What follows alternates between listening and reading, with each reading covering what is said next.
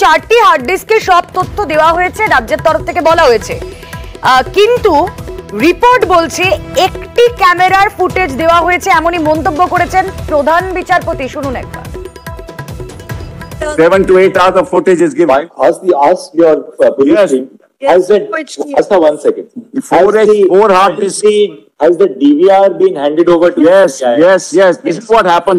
The statement is made that it is not handed over. It is handed over in front of people. It is not as doctors. We have a taking over documents signed by CBI. The DVR has only 27 minutes. That the DVR was handed over, but it has only a recording of 27 minutes footage. It was sealed, Malad. It was sealed. But they have opened it. Maybe so it was sealed. But nobody can claim that, well, CBI has destroyed any. We are not saying that, Malad. We are not saying that. When has the DVR of the CCTV at the hospital been handed over to the CBI is what we want to know. Malad, on 14th of August. Is it your statement that nothing remains with this? Yes, all of them handed over. আরো একবার চলে যাই, প্রতিনিধি অর্ণব হাজরা রয়েছেন আমাদের সঙ্গে। অর্ণব, এবার একটু জুনিয়র চিকিৎসকদের প্রসঙ্গে আসা যাক। তারা কর্মবিরতি প্রত্যাহার করবেন, কিন্তু কবে করবেন নির্দিষ্ট কোনো ডেট দেওয়া হয়নি, কিন্তু সুপ্রিম আশ্বাস তো তারা পেয়েছেন। সম্ভাবনা কতটা জোরালো এই কর্মবিরতি প্রত্যাহারের অতি দ্রুত?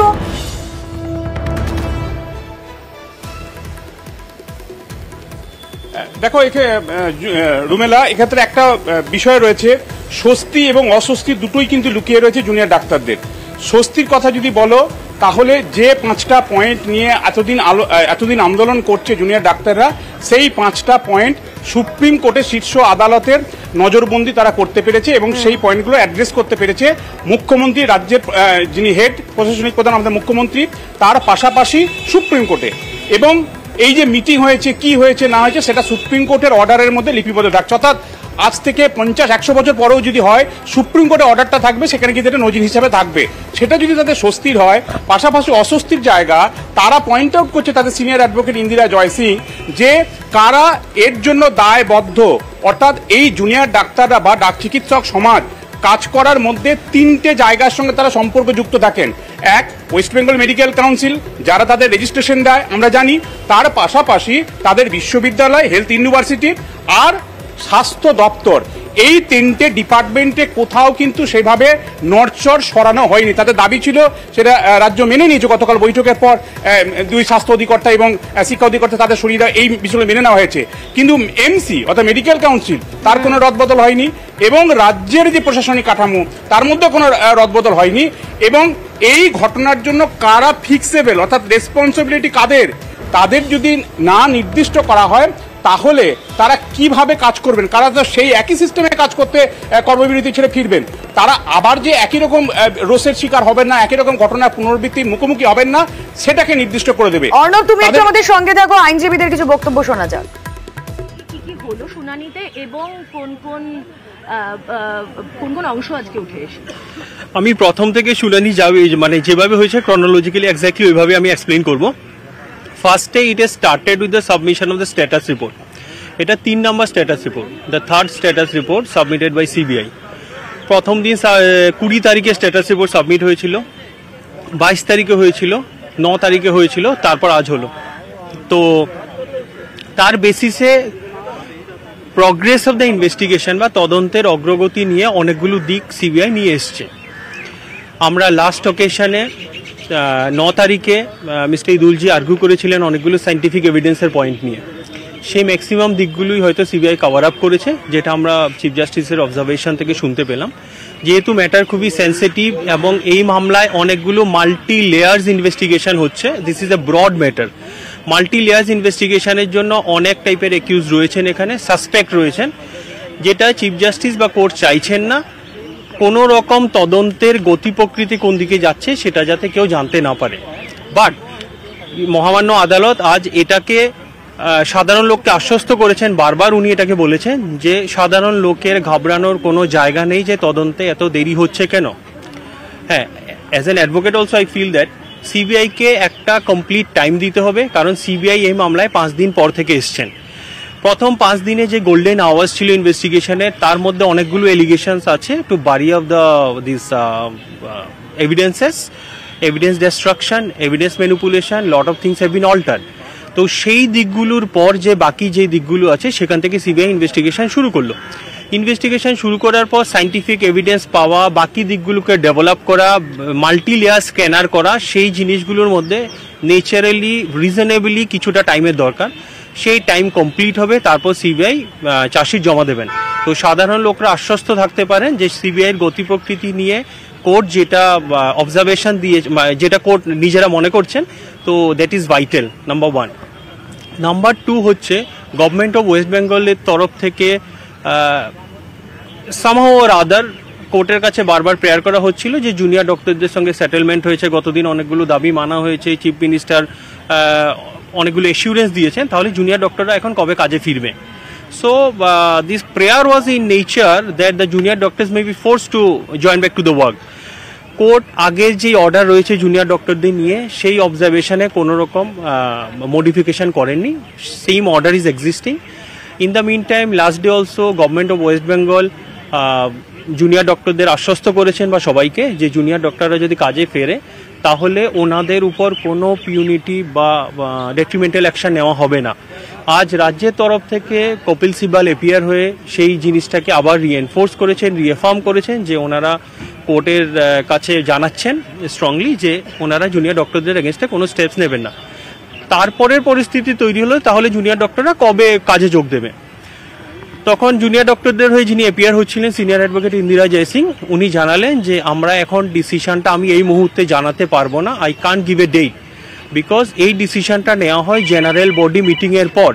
জেনারেল বডি মিটিং হয়তো আজ বা আগামীকাল হবে, তারপর জুনিয়র ডাক্তাররা সেটাকে ডিসাইড করবেন, ডিসাইড করে ওনারা কবে কাজে ফিরবেন সেই ব্যাপারে ডিসিশন নেবেন। কোর্ট খুবই প্রসঙ্গত এই একটা সুপ্রিম আশ্বাস পাওয়া গিয়েছে জুনিয়র চিকিৎসকরা হয়তো আজ বা কালের মধ্যেই কোনো একটা ডিসিশনে যাবেন, তারা জিবি বৈঠক করবেন।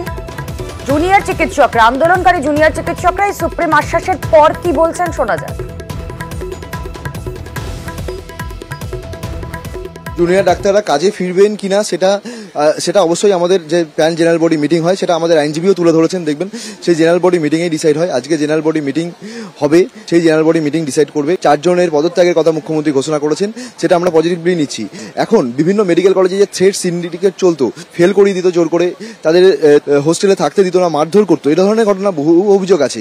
সেই অভিযোগগুলোতে অবশ্যই আমাদের ভয় রয়েছে। দ্বিতীয়ত আরও একটা ভয় যে সিবিআই যে তদন্ত গ্রহণ করেছে আরজি করে, এখনো অবধি আমরা জানি না যে অপরাধীর সংখ্যা 1 নাকি 1-এর বেশি। যদি থেকে থাকে তারাও কিন্তু আরজি করে এখনো ঘুরছে, ফলে আমাদের ভয়ের জায়গা তো অবশ্যই এখানে একটা আছে। আমরা চাই অবিলম্বে সিবিআইয়ের এই তদন্ত শেষ হোক এবং কলেজে কলেজে সুষ্ঠু গণতান্ত্রিক পরিবেশ ফিরে আসুক। তারা আশা করছেন, তারা দাবি রেখেছেন এবং সেই দাবিগুলো রেখে 37-38 দিন ধরে তাদের এই আন্দোলন চলছে, যেখানে হয়তো এবার একটা ছেদ পড়তে পারে। তার কারণ সুপ্রিম আশ্বাস তারা পেয়েছেন, জেনারেল বডি মিটিং তারা করবেন, তারপরে তারা ফার্দার ডিসিশন নেবেন।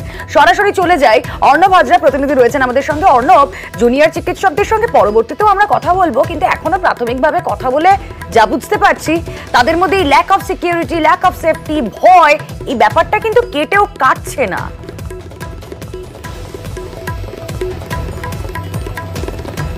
দেখো, আমি অন্য একটা দিক বলবো। এই দীর্ঘ প্রায় 11টা থেকে শুনানি, প্রায় 2 ঘন্টার শুনানি। গতকাল রাত্রে রাজ্য মুখ্যমন্ত্রী এবং আন্দোলনরত চিকিৎসকদের মধ্যে বৈঠক, তার মিনিটস, সেখানে খোলা মনের যে আলোচনা হয়েছিল, যে বৈঠক হয়েছিল, সেটার এক্সটেন্ড ভার্সন আজকে আমরা সুপ্রিম কোর্টে দেখলাম। কেন বলছি কথা?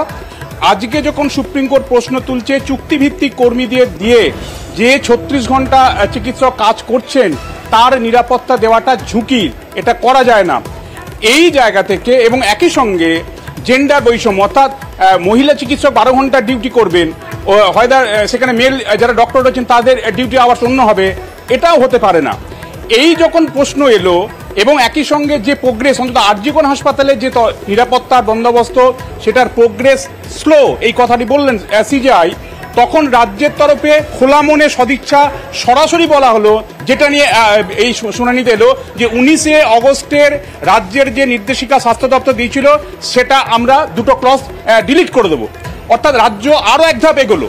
রাজ্য যে নির্দেশিকা জারি করে বলেছিল 12 ঘন্টা মহিলা চিকিৎসক ডিউটি করবেন, এবং তাদের জন্য এই ব্যবস্থাপনা, সেই সাব ক্লজগুলো ডিলিট করে দিতে রাজ্য সম্মত হলো। অর্থাৎ যে সদিচ্ছা গতকাল ছিল সেই সদিচ্ছাটা আরো এক্সটেন্ড হলো রাজ্যের। এই জায়গা থেকেই হয়তোবা এই মামলার চাপে পড়ে জুনিয়র ডাক্তারদের সিনিয়র অ্যাডভোকেট ইন্দিরা জয় সিং তিনিও যখন সওয়াল করতে গেছিলেন, আমি যেটা শুরুতে একটু আগে বলছিলাম যে এই মেডিকেল কাউন্সিল, স্বাস্থ্য বিশ্ববিদ্যালয়, তারা যে বিশ্ববিদ্যালয় আন্ডারে পড়াশোনা করছে এই জুনিয়র ডাক্তাররা, এবং স্বাস্থ্য দপ্তর বা স্বাস্থ্য বিভাগ, এই তিনটের মধ্যে তো কোনো পরিবর্তন হচ্ছে না, সেই মানুষগুলোই রয়েছে, তারা তো আবার এরকম সমস্যার সম্মুখীন হতে পারেন।